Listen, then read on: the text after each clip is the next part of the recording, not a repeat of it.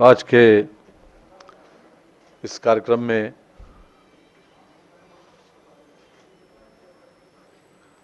कार्यक्रम की अध्यक्षता कर रहे विश्वविद्यालय के कुलपति सम्माननीय श्री भट्ट साहब, कार्यक्रम के उद्घोषक सम्माननीय डॉक्टर पवित्र रस्तोगी जी, यहाँ पर उपस्थित सभी सम्मानित चिकित्सकगण तथा बहनों और भाइयों, आज का ये कार्यक्रम जिसकी पृष्ठभूमि हमारे डॉक्टर भट्ट साहब ने बहुत बेहतर तरीके से, बहुत अच्छे शब्दों में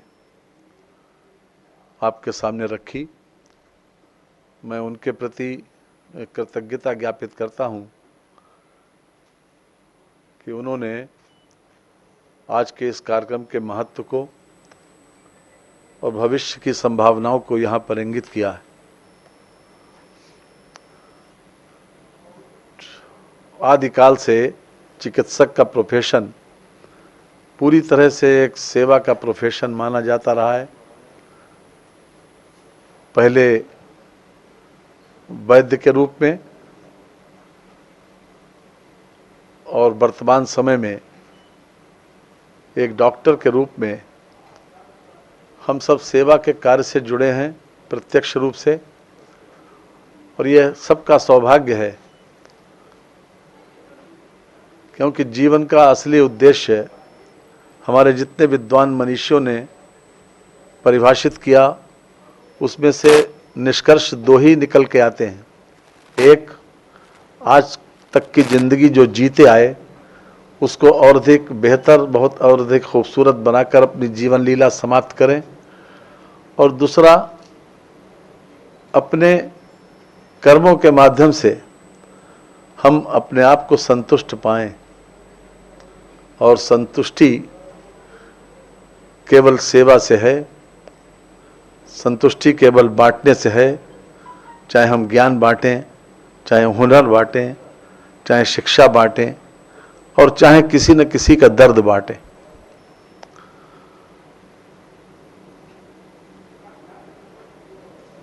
सबसे पहले मैं आप सब लोगों को इस बात के लिए बधाई दूंगा कि कोरोना जैसी महामारी से जूझने के लिए आप लोगों का अभूतपूर्व सहयोग मिला। अपने आप को तमाम असुविधाओं को झेलते हुए खतरे में डालकर आप लोगों ने लोगों की सेवा भी की, उनको कोरोना जैसी महामारी से बचाया भी, और हर प्रकार से केजीएमयू ने इसमें विशेष योगदान देकर एक अपना अलग से स्थान बनाया है, न केवल उत्तर प्रदेश में बल्कि देश में और दुनिया में भी। इसके लिए सभी आपके कुलपति सहित हम सभी फैकल्टी मेंबर्स तथा रेजिडेंट डॉक्टर्स को इस बात के लिए विशेष रूप से बधाई देते हैं कि उन्होंने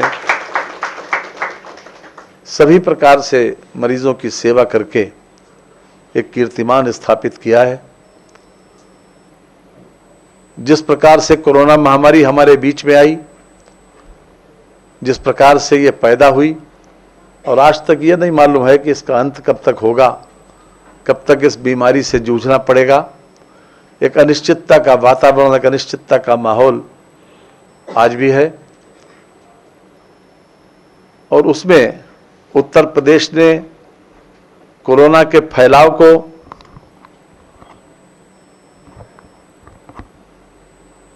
बाकी देश और दुनिया के मुकाबले में रोकने का जो काम किया है, उसमें इस विश्वविद्यालय का बहुत बड़ा योगदान है, और संपूर्ण चिकित्सक समाज का बहुत बड़ा योगदान है कि जिन्होंने इसमें बहुत बड़ा सहयोग करके इसके विस्तार को रोका है। इसके लिए जितनी प्रशंसा, जितनी सराहना की जाए वो कम है। जहां तक आज के कार्यक्रम की आवश्यकता और उपयोगिता का सवाल है, समाज में चिकित्सक को ईश्वर जैसा आदर मिलता है। क्योंकि लोग भगवान को तो नहीं देख पाते, तो ईश्वर के चेहरे में आपका चेहरा देखते हैं, और वही सम्मान आदिकाल से मिलता है। पहले जो सम्मान वैद्य को मिलता था, और एक आयुर्वेद का सबसे मान्यता प्राप्त ग्रंथ है चरक संहिता, उसमें जिस प्रकार से वैद्य के लिए जिन शब्दों का प्रयोग किया गया, मैं समझता हूं कि सभी चिकित्सक बहुत गुणवान, बहुत ज्ञानी, बहुत विद्वान, बहुत जानकारी रखने वाले होते थे, और आज भी चूंकि हम आधुनिक युग में लगातार बढ़ रहे हैं, इसलिए हम आधुनिक खोजों के साथ और अधिक हम ज़्यादा ज्ञानी, ज़्यादा विद्वान बने हैं। तो इसलिए भी वो लोग आदर के पात्र हैं, और ये आदर इसलिए भी मिलता है कि वो दूसरे की जिंदगी को बचाते हैं, दूसरे की जिंदगी को आसान बनाते हैं। लेकिन इस भौतिकवादी युग में तमाम मान्यताएं क्षीण हुई हैं, तमाम ऐसी परिस्थितियां पैदा हुई कि जब पाश्चात्य देशों को, वहां की उपलब्धियों को, वहां की चकाचौंध वाली जिंदगी को जब देखते हैं टेलीविजन के ऊपर, तो कहीं ना कहीं माहौल से व्यक्ति जरूर प्रभावित होता है। जैसा माहौल देश दुनिया का होगा, उससे पूरी तरीके से अछूते नहीं रह सकते। वैसे भी हमारी मान्यता प्रारंभ से रही है इस बात की कि 3 बातों से आदमी जरूर प्रभावित होता है। लेकिन अगर मशहूर फिलोसोफर कांट की थ्योरी को मान लिया जाए, तो 4 बातें आदमी को जरूर प्रभावित करती हैं उसके जीवन में। नंबर 1, माँ बाप के जीन्स। नंबर 2, ग्रह नक्षत्र जिसमें आदमी पैदा हुआ, ये मेरा विश्वास है, आप इससे डिसएग्री कर सकते हैं।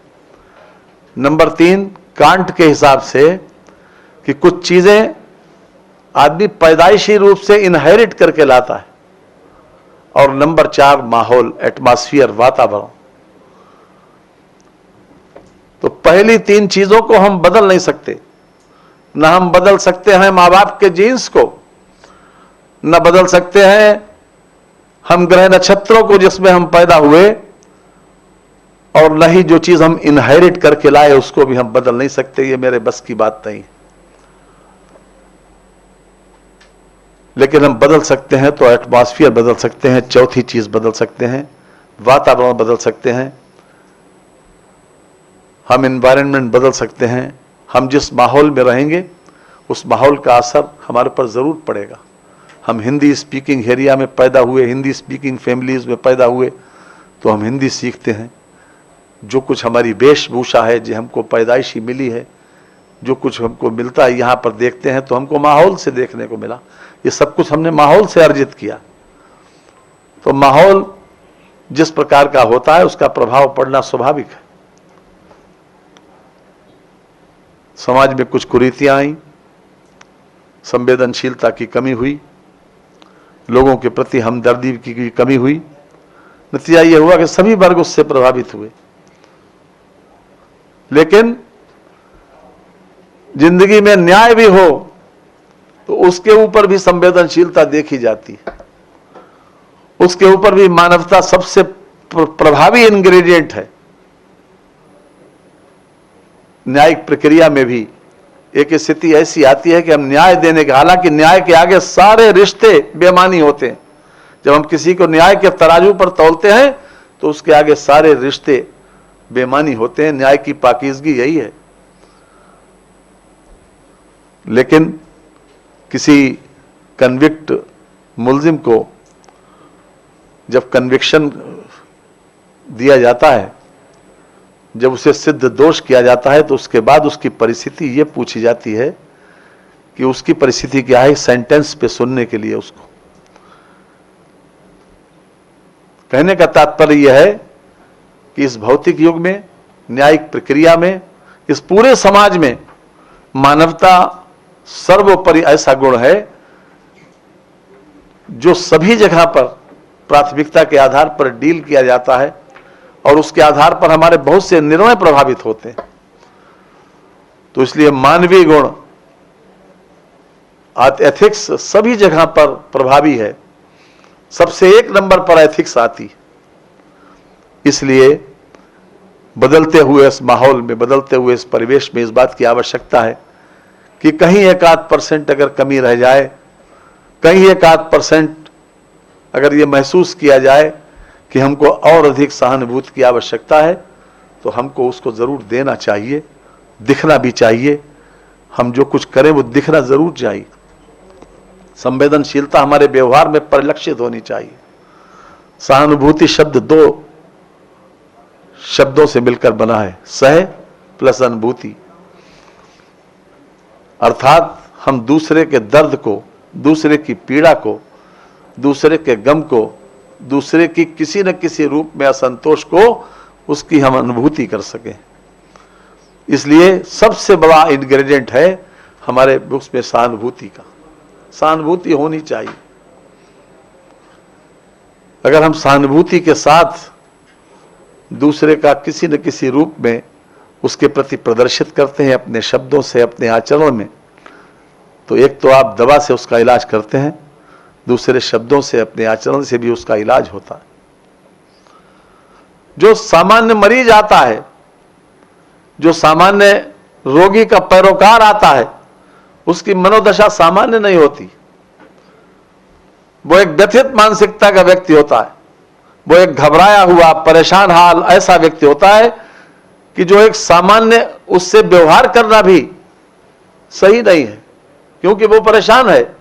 उसके दिमाग पर इस बात का बोझ रहता है कि हम अपने मरीज को किसी न किसी रूप से ठीक करा लें। जो ज्यादा बीमार होता है, बेहोश होता है, तो उसकी स्थिति और ज्यादा खराब होती है, वो और ज्यादा व्यथित होता है। कभी कभी इस व्यथा में वो अपना वाणी संयम भी खो देता है। उसके मुंह से वो भी शब्द निकलते हैं जो नहीं निकलने चाहिए, लेकिन वो परेशान है, वो एक पीड़ित है, वो एक पीड़ित व्यक्ति को लेकर आया है। उसकी अपेक्षा है कि हमारा पेशेंट किसी न किसी रूप में ठीक हो जाए, उसको किसी न किसी रूप में सेहतमंद हो, उसको जल्दी से जल्दी सेहत लाभ हो जाए, ये उसकी अपेक्षा रहती है। तो ऐसे वक्त में चिकित्सक, जो कि अति व्यस्तता के कारण, तमाम विद्वता के कारण, तमाम साइकोलॉजी की जानकारी होने के कारण, तमाम ज्ञान विद्वान होने के बाद भी कभी कभी अपेक्षित व्यवहार उस मरीज की अपेक्षा के अनुसार नहीं कर पाता, जबकि होना चाहिए। इसकी परम आवश्यकता है। आज का जो विषय है वो यही है खास तौर से कि कहीं तमाम लोगों ने दूसरों के, हजारों लोगों को ठीक किया होगा, हजारों लोगों के चेहरे पर मुस्कान लाई होगी, हजारों लोगों के आंसू पोंछे होंगे। आप कल्पना करिए कि जब कोई व्यक्ति आपके माध्यम से इलाज हुआ और उसके बाद वो स्वस्थ होकर आता है आपको धन्यवाद देने, आपका शुक्रिया अदा करने, उस वक्त आपकी परिस्थिति क्या होती है? एक जिंदगी का एक सेटिस्फेक्शन मिलता है कि हम जिस प्रोफेशन में आए हैं उस प्रोफेशन से उसकी जिंदगी बच गई, उसकी लाइफ को एक नया जीवन मिल गया। कभी कभी तो ऐसा होता है कि जब वेंटिलेटर पे पहुंच जाता है आदमी तो सारी उम्मीदें छोड़ देता है, और उसके बाद जब वो कभी उसका जिंदगी दूसरे मिल जाती है या वो ठीक होकर जाता है तो वो डॉक्टर को ही दूसरा भगवान मानता है। और आपकी उम्र से बड़ी आपकी ख्याति की उम्र होती है। बरसों तक उसके किस्से सुनाए जाते हैं, मोहल्ले में, समाज में, जिस जगह बैठता है उसका एक चर्चा होती। ये तमाम चीजें डॉक्टर से जुड़ी होती।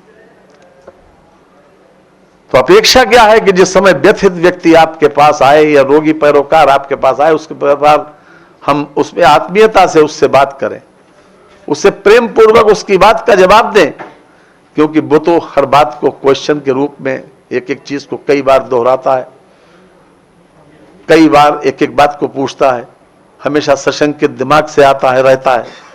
तो इसलिए उसको अगर आपके अच्छे शब्द मिल जाए, मीठे शब्द मिल जाए, मीठा व्यवहार मिल जाए, आप हंस के उससे बात कर लें, तो यही उसके लिए दवा का काम करता है, ये औषधि का काम करते हैं आपके शब्द भी उसके लिए। और मैंने खास तौर से जो शासनादेश जारी किया आज के लिए, इसलिए किया कि हम किसी न किसी रूप में अपने व्यवहार से मरीज को 50% लाभान्वित कर सकें, उसको संतुष्ट कर सकें, क्योंकि उसकी पीड़ा आपके शब्दों से भी हरी जा सकती है, उसकी पीड़ा आपके शब्दों से कम हो सकती है। ऐसा नहीं है कि आप लोग ये महसूस नहीं करते, लेकिन आपके सामने समस्या ये होती है कि 200 लोग ओपीडी में आपको देखना है, पता चला 600 लोग खड़े हैं, निगाह उठाइए तो पूरा हाल भरा है, हाल के बाहर भी भीड़ लगी है, कोई टेलीफोन आ रहा है किसी वीआईपी का, कोई इधर कोई अलग से कोई सिफारिश करने वाले खड़े हैं, वो चाहते हैं कि मेरे मरीज को पहले देख लें, किसी की उसमें से हालत ज़्यादा खराब है। तमाम तरीके की परेशानियां जो व्यवहारिक रूप से हो सकती हैं वो आप झेलते हैं, लेकिन उस अति व्यस्तता में हो सकता है कभी कभी आपका मेंटल इक्विलिब्रियम जैसा सामने वाले के लिए अपेक्षित हो वैसा न होता हो, लेकिन आवश्यकता उसकी ज़्यादा है। उस संवेदनशीलता को प्रदर्शित करने की आवश्यकता है जिसकी कल्पना पूरा समाज करता है। आज मुझे क्षमा करेंगे, एक बात मैं जरूर कोट करूंगा कि कभी सदर्न स्टेट्स की कोई नर्स और हमारे नॉर्दर्न इंडिया की कोई नर्स का कभी मुकाबला करिए, किसी क्षेत्र में मुकाबला करिए, उसकी संवेदनशीलता, उसकी सेवा भावना, उसका व्यवहार हर प्रकार से। ऐसा नहीं है कि आप चिकित्सा के प्रोफेशन में हैं, इन सब चीजों को जानते नहीं, लेकिन वो कौन सा दिन आएगा जब हम ये कहेंगे कि नॉर्दर्न इंडिया की एक हमारी बहन भी आज सदर्न इंडिया की जो एक नर्स हैं उसी के अनुरूप व्यवहार करती है। आपने भी अपने जीवन में यहाँ पर 20-20 साल, 30-30 साल, 40-40 साल के लोग जिनका तजुर्बा है वो भी इस प्रोफेशन में वो भी इस बात को महसूस करते होंगे।